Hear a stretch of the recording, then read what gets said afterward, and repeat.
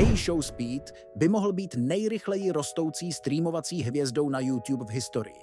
Nyní má více než 34 milionů odběratelů a před 3 roky měl jen 10 000. 20letý chlapec z Cincinnati v Ohio dominuje této platformě, přičemž v jednom okamžiku získal 1 milion odběratelů asi za 6 dní. Vytvořil si jakousi toxickou a vysoce stresující komunitu, která ho někdy může dostat na hranice jeho možností, ale možná to není všechno jeho chyba. Konec konců, livestreaming obecně přitahuje ty nejhorší diváky, kteří mohou streamery přimět reagovat způsoby, které je neukazují v nejlepší světle. Speed začal svůj YouTube kanál na konci roku 2017, když nahrával highlighty z NBA 2K a Fortnite. O rok později začal livestreamovat Fortnite, ale příliš konzistentní v tom nebyl. Až v dubnu 2020 se plně věnoval livestreamování s kamerou a interakcí s přibližně 5 diváky. Jeho hra byla NBA 2K20.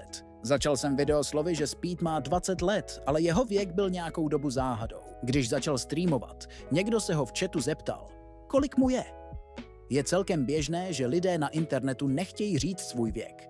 A taky je běžné, že mladí kluci tvrdí, že jsou starší, než ve skutečnosti jsou. Když mi bylo 13, tak v Counter-Strikeu jsem se chlubil, že mi je 15, protože jsem si myslel, že je to tak cool.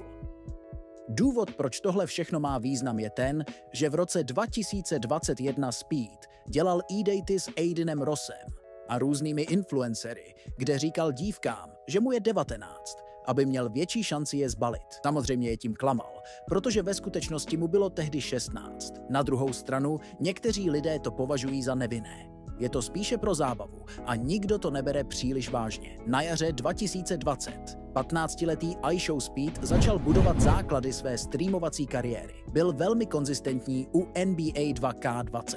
Streamoval každý den a snažil se dostat do komunity. Byl veselý, vtipný a šťastný. Pokud prohrál, byl trochu vystresovaný. Možná měl menší výbuch, ale nic víc než typický hráč.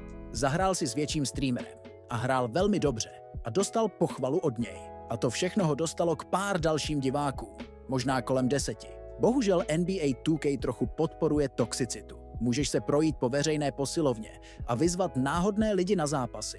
Obvykle prohrávající začne křičet do mikrofonu hrozné věci, které jsou naprosto zbytečné. Hry jsou soutěživé a trash talk je nevyhnutelný, ale tato konkrétní hra nějak vyvolává to nejhorší v lidech. Strávený léto 2020, kdy se soustředil na hru a snažil se zvýšit počet svých diváků. Měl průměrně kolem 20 diváků a nakonec nazbíral 1000 odběratelů. Stále si udržoval pozitivní energii, interagoval s chatem a poznával je. Stal se toxickým, když do jeho streamu přišli lidé z komunity a snažili se ho rozčílit. Nadávali mu a vyzývali ho na hry, které nechtěl hrát. V tuto chvíli přišel s výherní strategií pro růst na YouTube. Dělal 2hodinový livestream a pak postoval 6 až 10 minutový klip z livestreamu na YouTube s lepším názvem, přičemž postoval pouze ty označené jako vtipná reakce, protože ty měly nejlepší zhlédnutí. Strávil léto 2020 streamováním a nahráváním každý den bez výjimky. V říjnu 2020 dostal ban za streamování, protože YouTube si myslel, že mu je 12, přičemž na streamování musí být člověk alespoň 13. Tento ban trval jen 1 den, protože YouTube byl zjevně v omylu a on byl zpátky další den. NBA 2K21 vyšlo a komunita ho nenávidí. Aiden Ross byl velkou součástí toho, že vrcholní hráči této hry odešli a začali dělat něco jiného. Pořád ale existoval zájem o 2K21 obsah. Navíc Speed hrál unikátní pozici post-score, kterou nehrálo mnoho dalších tvůrců obsahu. Další ban. What's good, y'all YouTube, y'all? I got some bad news, y'all, so I don't know if I could be... So basically, I can't stream no more, y'all, for a little minute, y'all, because of that last live stream, y'all, so I would not be streaming no more. Toto video mu přineslo nejvíce zhlédnutí, jaké kdy získal. A opět byl zpět další den. Během první poloviny roku 2021 Speed stále pokračoval v pravidelném streamování. Zkoušel hororové hry a Fortnite, ale 2K bylo stále jeho oblíbené. Jedna věc, která začala a děje se to až do dneška, je, že Speed se stal obětí DDoS útoku. V podstatě hackeři, kteří získají jeho IP adresu buď tím, že vědí, kde žije, nebo možná nějakým způsobem unikla tato informace, mají schopnost přetížit jeho internet. což způsobí, že jeho stream začne mít obrovské zpoždění, což mu znemožní streamování. Pokaždé, když se to stalo, Speed vytvořil videa, kde byl velmi rozrušený a ptal se, jak získat svoji IP, protože nemůže streamovat. Age Show Speed není jen o videohrách. Darren začal rozšiřovat svůj repertoár a pustil se do hudby. Jeho první single Shake se stal hitem na sociálních sítích a ukázal, že má talent i mimo svět gamingu. Hudba mu umožnila oslovit ještě širší publikum a nabídnout něco nového.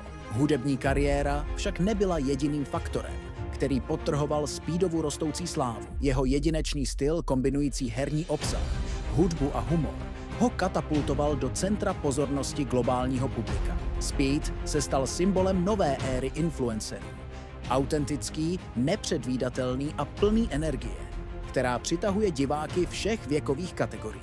Rok 2022 přinesl další průlom, když Speed začal experimentovat s většími projekty a spolupracemi. Objevil se na livestream událostech s ostatními slavnými influencery, jako je například KSI, a zapojoval se do různých výzev, které často překračovaly hranice běžného obsahu. Na TikToku a Instagramu se jeho klipy šířily rychlostí blesku, čímž upevnil svou pozici jedné z největších online osobností. Díky své jedinečné energii a nepředvídatelným reakcím se stal Speed oblíbeným nejen mezi fanoušky, ale i mezi dalšími influencery. Společné streamy a spolupráce přinesly miliony zhlédnutí a rozšířili jeho vliv daleko za hranice YouTube. Zároveň se mu podařilo vybudovat loajální komunitu sledujících, kteří ho podporovali i během jeho kontroverzí. Dnes je iShow Speed známý jako jeden z nejvýraznějších tvůrců obsahu své generace. Jeho cesta z neznámého teenagera z Cincinnati na globální scénu je inspirací pro všechny, kteří chtějí uspět v digitálním světě. Speed se stal symbolem toho, že s odhodláním, talentem a trochou štěstí je možné dosáhnout čehokoliv. A i když jeho obsah zůstává často kontroverzní, jeho vliv na svět online zábavy je nepopiratelný. Pokud vás tento příběh inspiroval, nezapomeňte se o své myšlenky podělit v komentářích. Jak vás Darrenův příběh oslovil a koho byste chtěli vidět v našem dalším dokumentu? Děkujeme, že jste tu byli s námi, nezapomeňte na odběr a zvoneček a vidíme se u dalšího videa.